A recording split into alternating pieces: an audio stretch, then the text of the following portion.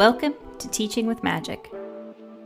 So, but technically I am an astronomy professor. I teach everything from science for non-scientists all the way through astrophysics and general relativity.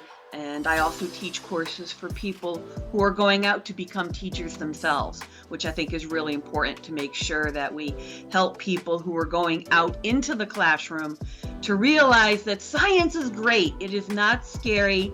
And the more fun stuff that you bring to science, the more fun you're going to have and the more fun your students are going to have, and hopefully the more they're going to learn. In fact, I remember isn't one of your articles on Tolkien studies about math and math anxiety, or rather what it had to do with Tolkien's math anxiety? And Lewis, yeah, both of them. Yes, I definitely, we all love Tolkien and we all love all of our favorite authors. And I think that we need to embrace that sometimes they got things right and sometimes they got things wrong. And Aurora Sinistra, which is a great name for an astronomy teacher, would give our heroes there a whole task of things to do, including looking at the real night sky, which is great. But one of the things that J.K. Rowling wrote in was that they had to find Orion in the sky about 11 o'clock at night around the summer solstice at the end of June.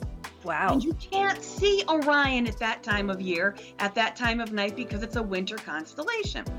I had students use starfinders, those little wheels that you can show what the night sky looks like in any day and time. And I go, can you see Orion at 11 o'clock at night on June 21st? No, you can't.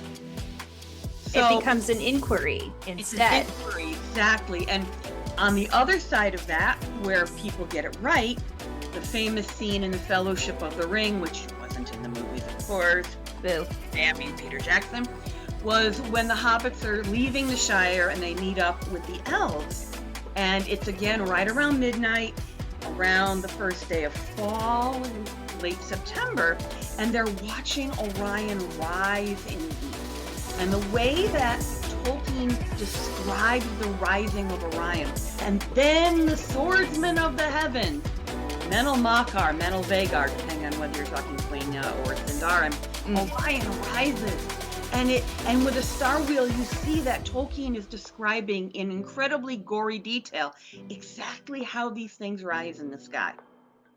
And so it's great to contrast both the things that aren't quite so realistically right and when authors get it dead on.